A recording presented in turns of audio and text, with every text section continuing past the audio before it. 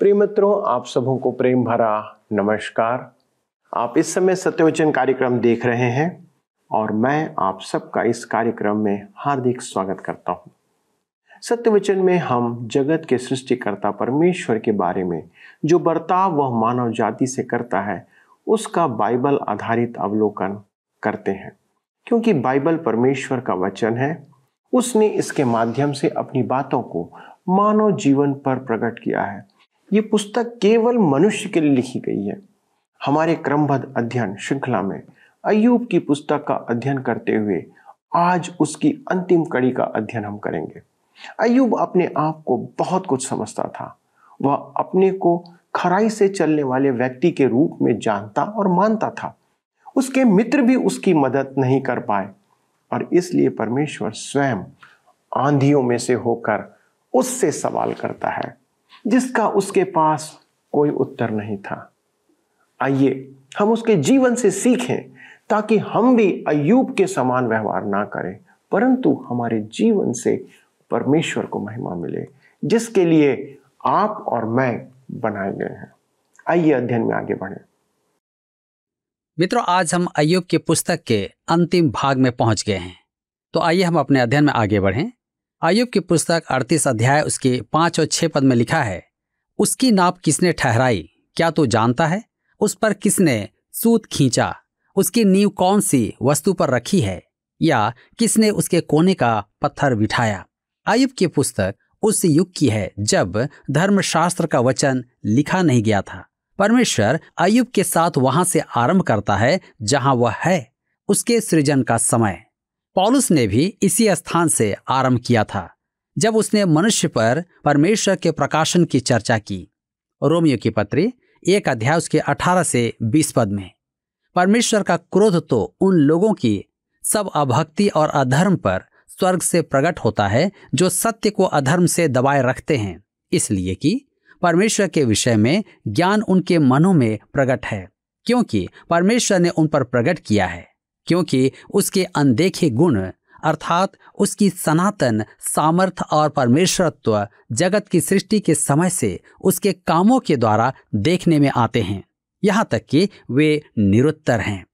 यह हमारे लिए अत्यधिक महत्वपूर्ण है कि परमेश्वर उस युग में अय्यूब से वरन सब मनुष्यों से सृष्टि के माध्यम से बात करता था। वे सृष्टि के अत्यधिक निकट थे और उस समय नास्तिकवाद नहीं था, उस समय बहुदेववाद था।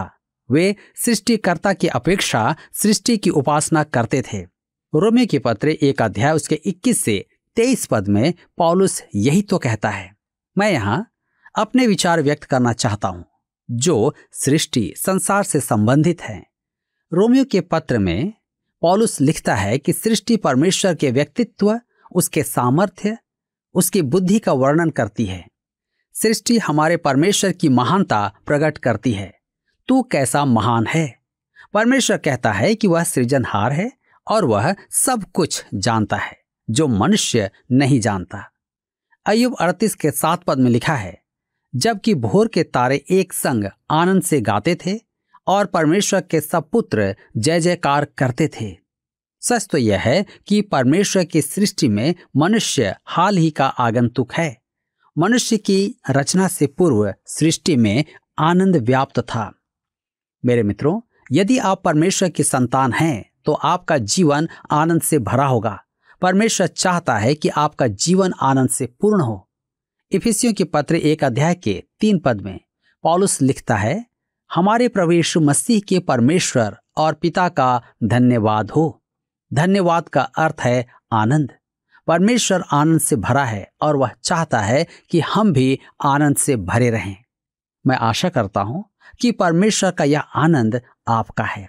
वह यही चाहता है। मेरे मित्रों, परमेश्वर और अय्यूब के बीच वार्तालाप अभी समाप्त नहीं हुआ है, परंतु ये 2 पद अति रोचक हैं। आइए पढ़ें अय्यूब 38 उसके 22 और 23 पद।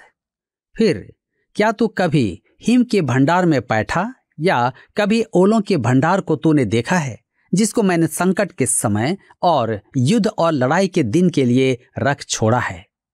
हिम और ओले युद्ध में कैसे काम में आएंगे, इसके बारे में अति रोचक व्याख्या है। अतः मैं इसमें समय नहीं लगाऊंगा। मैं नहीं जानता कि नेपोलियन बर्फ से हारा था। प्रकाशित वाक्य की पुस्तक 8 अध्याय के 7 पद में लिखा है कि परमेश्वर द्वारा पृथ्वी पर दंड में एक ओलावृष्टि भी है। यहाँ परमेश्वर केवल यही कह रहा है कि उसकी सृष्टि मनुष्य की समझ के परे है। केवल परमेश्वर ही जानता है। अब वह सितारों के बारे में चर्चा करता है। अय्यूब 38 उसके 31 से 33 पद में लिखा है, क्या तू कचपचिया का गुच्छा गूंथ सकता या मृगशीरा के बंधन खोल सकता है? क्या तू राशियों को ठीक ठीक समय पर उदय कर सकता या सप्तऋषि को साथियों समेत लिए चल सकता है? क्या तू आकाश मंडल की विधियां जानता और पृथ्वी पर उनका अधिकार ठहरा सकता है? हम आकाश में चमकते सितारों के बारे में क्या जानते हैं?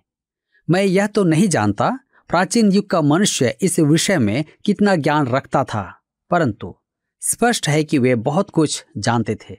मिस्र के विद्वान सूर्य की दूरी का सही ज्ञान रखते थे। इसका अर्थ है कि उनका ज्ञान ऊंचाइयों पर था। क्या आपने परमेश्वर को सृष्टि के द्वारा जाना है? क्या आप सृष्टि द्वारा वास्तव में परमेश्वर को जान सकते हैं?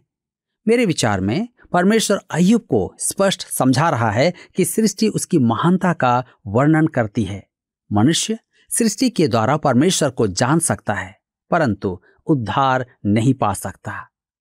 मेरे प्रियो, अध्याय 38 में परमेश्वर के लिए कहा गया है कि वह सृष्टि द्वारा प्रकट है, और अध्याय 39 में परमेश्वर को सृष्टि का संभालने वाला कहा गया है। यह आज भी उसकी सृष्टि द्वारा उसका प्रगटीकरण है। अय्यूब 39 अध्याय के 1 पद में लिखा है, क्या तू जानता है कि पहाड़ पर की जंगली बकरियां कब बच्चे देती हैं, या जब हरिणियां बियाती हैं तब क्या तू देखता रहता है? परमेश्वर प्रकृति का परमेश्वर है। आज प्रकृति की घटनाएं इसलिए घटती हैं कि परमेश्वर उन्हें होने देता है। परमेश्वर के बिना प्रकृति मृतक है।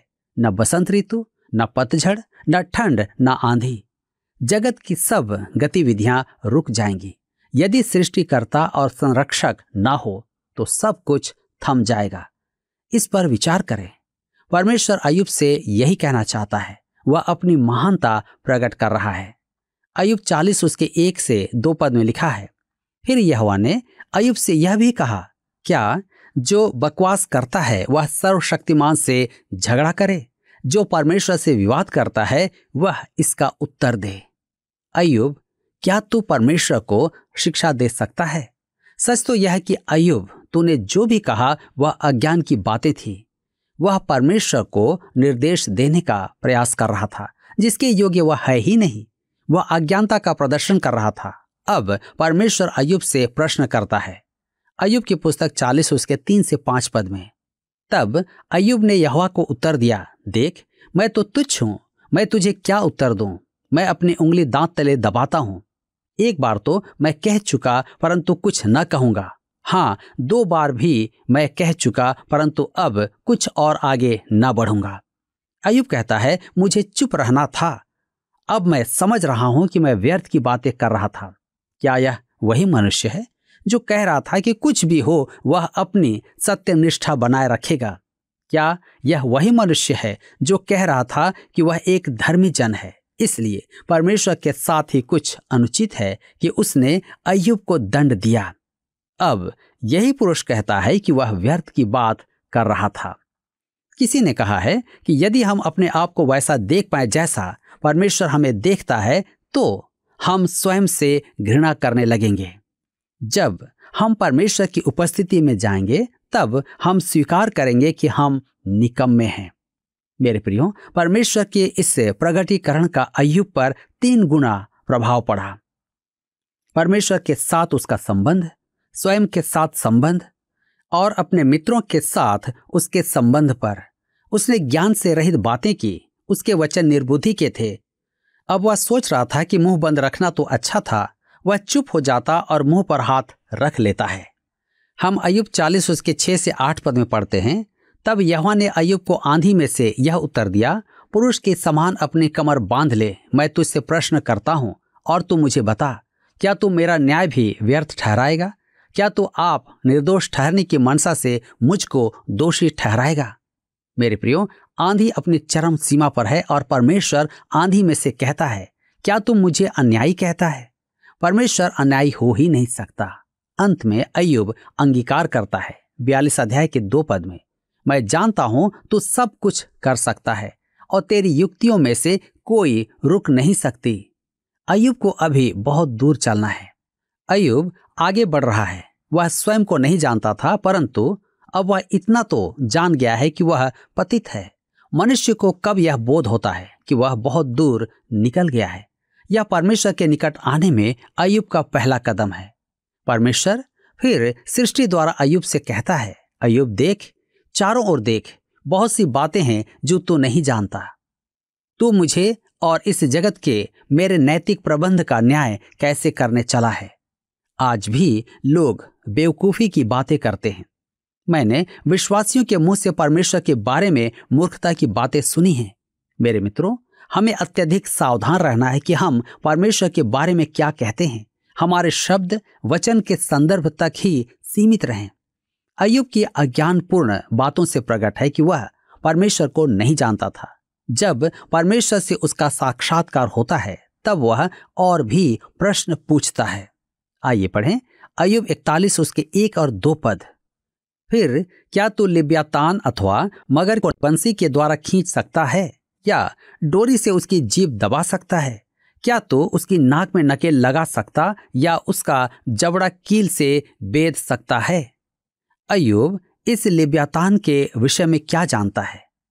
आज वेल के अध्ययन में बहुत समय एवं धन निवेश किया जा रहा है। उनके विषय जानकारी ग्रहण की जा रही है।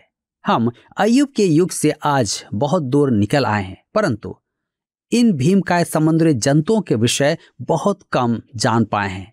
हम डायनासोर के बारे में क्या जानते हैं? एक बार एक गाइड पर्यटकों के संग्रहालय का भ्रमण करवा रहा था। जब वह डायनासोर के कंकाल के पास पहुंचा तब उसने कहा, यह डायनासोर 20 लाख 6 साल पुराना है। तब किसी ने कहा, 1 मिनट, 20 लाख वर्ष तो ठीक है, परंतु यह 6 वर्ष और कहां से आ गए? गाइड ने कहा, जब मैं यहां पहली बार आया था तब यह डायनासोर 20 लाख वर्ष पुराना था और मुझे यहां काम करते हुए 6 वर्ष हो गए हैं। अतः यह डायनासोर 20 लाख 6 वर्ष का है। मैं फिर पूछता हूं, आप डायनासोर के बारे में क्या जानते हैं? आप किसी भी क्षेत्र के विशेषज्ञ से प्रश्न पूछें तो वह सही कहेगा कि उसने अभी सिद्ध ज्ञान प्राप्त नहीं किया है। वह स्पष्ट कहेगा कि अभी वह सीख रहा है। क्या मैं आपसे कह सकता हूं कि मनुष्य परमेश्वर का न्याय करने की स्थिति में कदापि नहीं है? परमेश्वर ने अय्यूब से वर्षों पूर्व इतिहास के आरंभ में यही कहा था। आइए हम देखें अय्यूब का पश्चाताप। अय्यूब पर इस साक्षात्कार का प्रभाव देखें। अय्यूब 42 अध्याय उसके 1 और 2 पद में लिखा है, तब अय्यूब ने यहोवा को उत्तर दिया, मैं जानता हूं कि तू सब कुछ कर सकता है और तेरी युक्तियों में से कोई रुक नहीं सकती। क्या आपका परमेश्वर ऐसा है? क्या वह कुछ भी कर सकता है? एक पुरानी कहावत है, क्या परमेश्वर इतनी बड़ी चट्टान बना सकता है जिसे वह उठा ना पाए? इसका कोई उत्तर नहीं है। इसका कारण यह है कि परमेश्वर मूर्खता नहीं करता। वह हर काम अपने गुणों के आधार पर करता है। वह स्वयं के संबंध में सच्चा है। अतः आप परमेश्वर को काम करने के लिए नहीं कह सकते जो वह अपने गुण के कारण कर ना पाए। क्या आप जानते हैं क्यों? क्योंकि मेरे मित्रों, आप उसे करने की स्थिति में नहीं हैं। परमेश्वर आपका आज्ञाकारी सेवक नहीं है। परमेश्वर ऐसे किसी भी फंदे में नहीं कूदेगा जिसे आप पकड़े हैं। अय्यूब की पुस्तक 42 के 3 में लिखा है, तूने पूछा तू कौन है जो ज्ञान रहित होकर युक्ति पर पर्दा डालता है, परंतु मैंने तो जो नहीं समझा था वही कहा, अर्थात जो बातें मेरे लिए अधिक कठिन और मेरी समझ से बाहर थी, जिनको मैं जानता भी नहीं था। अय्यूब स्वीकार करता है कि वह उन बातों की चर्चा कर रहा था उनके बारे में स्वयं कुछ नहीं जानता था। हम जब छात्रावास में थे तब हम पूरी रात अध्ययन करके एकत्र होते और आपस में पूछते कि किस विषय पर वाद विवाद करें। मैं कहता था हम उस विषय पर परिचर्चा करें जिसके विषय में हम कुछ नहीं जानते। अब मान लो हमारा वाद विवाद का विषय आकाश की सीमा हो तो आप उसके विषय जितना चाहें उतना विचार व्यक्त कर सकते हैं। इसी प्रकार अय्यूब भी उन विषयों पर विचार व्यक्त कर रहा था। अय्यूब 42 उसके 4 से 6 में लिखा है, तूने कहा, मैं निवेदन करता हूं, सुन, मैं कुछ कहूंगा, मैं तुझसे प्रश्न करता हूं, तू मुझे बता। मैंने कानों से तेरा समाचार सुना था, परंतु अब मेरी आंखें तुझे देखती हैं, इसलिए मुझे अपने ऊपर घृणा आती है और मैं धूल और राख में पश्चाताप करता हूं। मेरे प्रियो, अब अय्यूब को परमेश्वर की समझ प्राप्त हो गई थी। अब वह परमेश्वर के किसी काम पर उंगली नहीं उठाएगा, वह केवल विश्वास करेगा।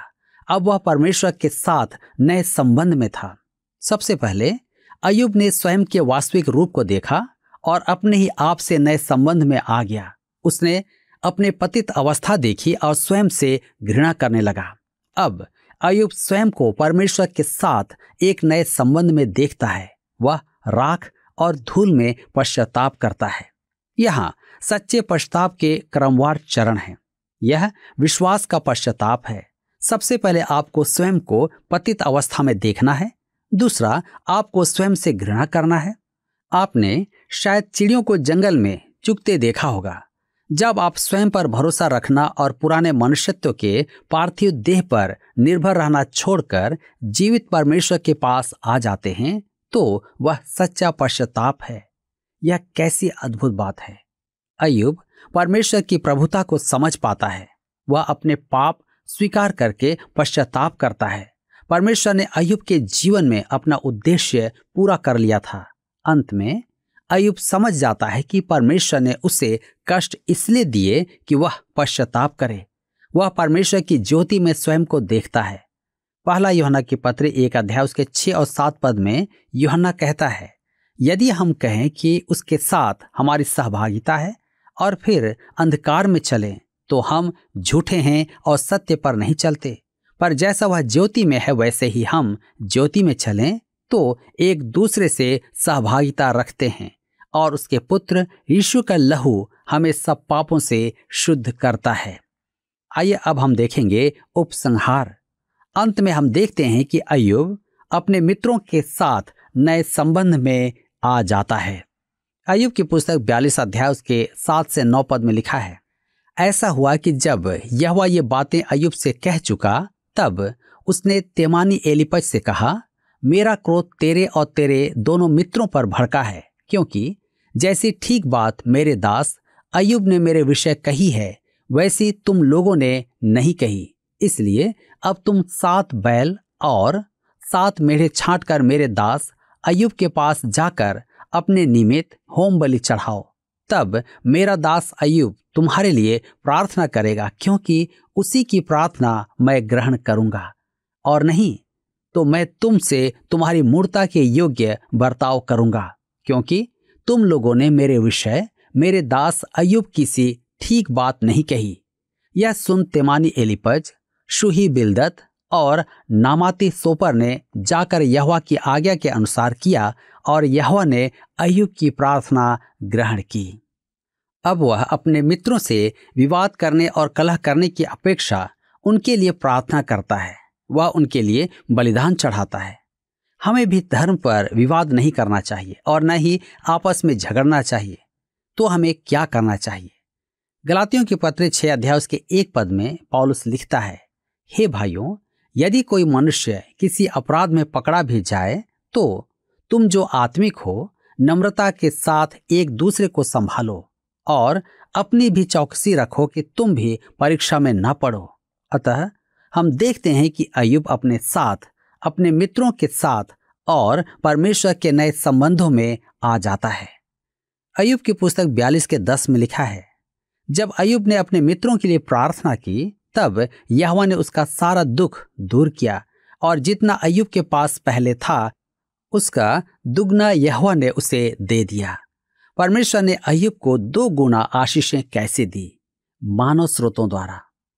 अय्यूब 42 के 11 में लिखा है, तब उसके सब भाई और सब बहनें और जितने पहले उसको जानते पहचानते थे, उन सबों ने आकर उसके यहाँ उसके संग भोजन किया, और जितनी विपत्ति यहोवा ने उस पर डाली थी उस सब के विषय उन्होंने विलाप किया और उसे शांति दी और उसे एक एक सिक्का और सोने की एक एक बाली दी।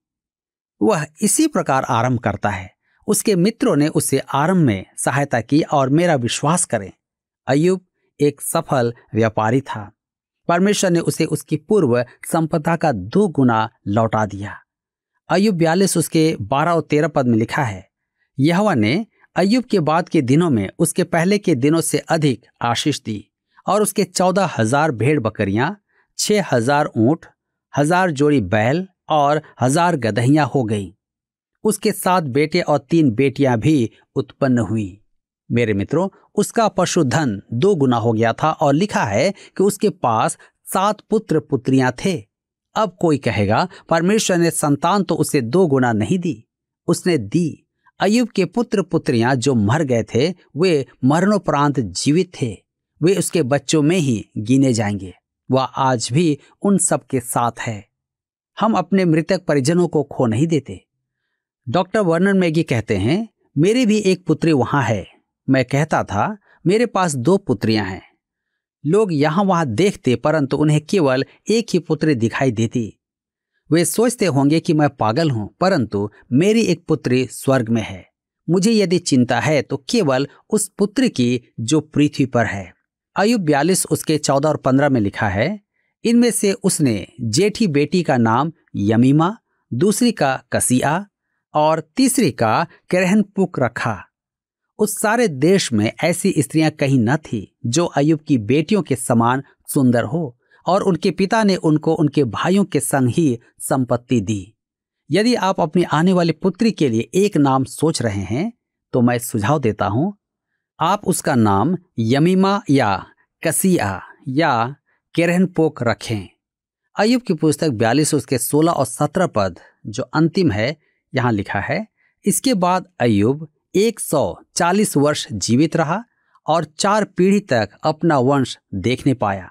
अंत में अय्यूब वृद्धावस्था में दीर्घायु होकर मर गया। मेरे प्रियो, लिखा है कि इसके बाद अय्यूब 140 वर्ष जीवित रहा। उसने अपनी 4 पीढ़ियां देखी। इसका अर्थ है कि वह पितरों के युग का था। तो उसकी मृत्यु कब हुई? अय्यूब वृद्धावस्था में दीर्घायु होकर मर गया। मेरे प्रियो, आज यहां पर इस पुस्तक का अध्ययन समाप्त होता है। मुझे आशा है कि आपने अय्यूब की पुस्तक से अवश्य ही अपने जीवन में आत्मिक लाभ प्राप्त किया है। प्रभु आप सबको इस वचन के द्वारा आशीष दे। पिछले प्रश्न का उत्तर है बी, यीशु मसीह।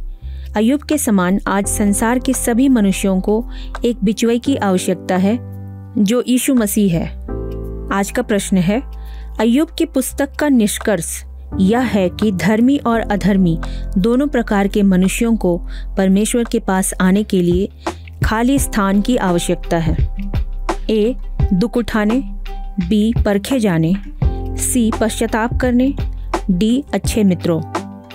इस प्रश्न का उत्तर हमें कल सुबह 6 बजे से पहले विकल्प ए, बी, सी या डी के साथ अपना नाम, पता, स्थान के साथ 9651433397 पर SMS या व्हाट्सएप करें।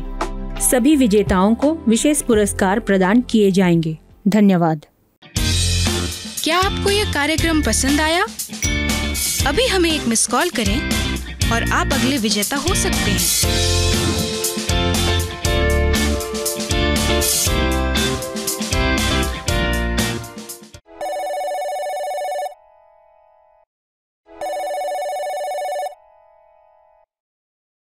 तो मित्रों, यहां पर आज हम अय्यूब की पुस्तक का अध्ययन समाप्त कर रहे हैं। मुझे विश्वास है कि इस अध्ययन के द्वारा आपको जरूर अनेक आशीषें मिली होंगी। आप अपनी आशीषों को हमारे साथ अवश्य साझा करें। हमें आप सबके जीवन की आत्मिक उन्नति के बारे में जानकर बहुत खुशी होगी। दोस्तों, आप इस पुस्तक पर जो कुछ आपने सीखा है, आप उसे लिखकर हमारे पते पर भी भेज सकते हैं कि आपने कौन कौन सी बातें इस पुस्तक में सीखी। चलते चलते जिस प्रकार अय्यूब ने अपने संबंध परमेश्वर से सुधार लिए, आइए हम भी अपने संबंध आज परमेश्वर से सुधार लें। अय्यूब अपने उन दिनों की रीति से नियमित अपने परिवार के लिए बलिदान चढ़ाया करता था, बच्चों को पवित्र किया करता था, आज हमारे बीच में परमेश्वर का वचन है।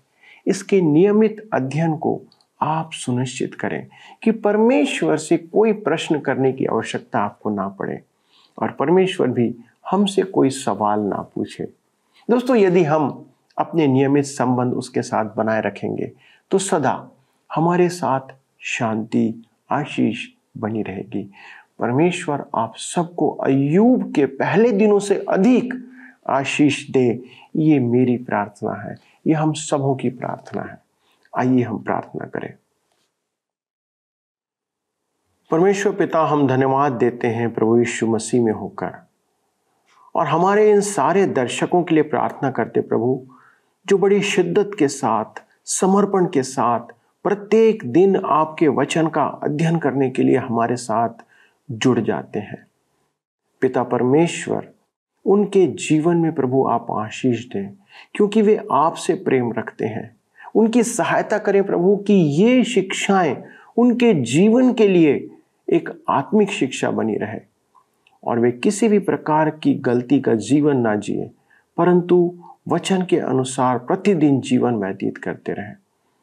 पिता, हमारी प्रार्थना है एक बार फिर हमारे सारे दर्शकों पर आपका अनुग्रह हो, और हम ऐसी विनती करते प्रभु कि जो आशीषें आपने अय्यूब को आरंभ में दी थी, उससे बढ़कर आशीष इनके जीवन के लिए आप दें, कि वे पारिवारिक तौर पर, आत्मिक तौर पर, शिक्षा के क्षेत्र में, धार्मिक तौर पर, आध्यात्मिक तौर पर, वचन की शिक्षा में प्रभु जी, धन और संपत्ति में प्रभु जी, हर एक बातों में प्रभु, उनके पति पत्नी के आत्मिक संबंधों के बारे में, सब में प्रभु आप उत्तम आशीष हमारे इन दर्शकों को प्रदान करें, जिसे हम हमारे उद्धारकर्ता यीशु नासरी के नाम से मांगते हैं, आमीन। दोस्तों, इस अध्ययन के द्वारा से जो आशीषें आपने प्राप्त की, आप उसे हमारे साथ साझा कर सकते हैं। मेरा निवेदन है कि आप एक पत्र लिखकर हमें इस बात को सूचित करें कि कौन कौन सी आशीषें आपने प्राप्त की हैं। अगले प्रसारण में एक नई पुस्तक के नए अध्ययन के साथ हम अपने अध्ययन को आरंभ करेंगे। तब तक परमेश्वर की आशीषों में परिपूर्ण बने रहें और हर प्रकार की समस्याओं में आप दृढ़ और विश्वास योग्य बने रहें। प्रभु आपको अनेक अनेक आशीषों से परिपूर्ण करें। धन्यवाद।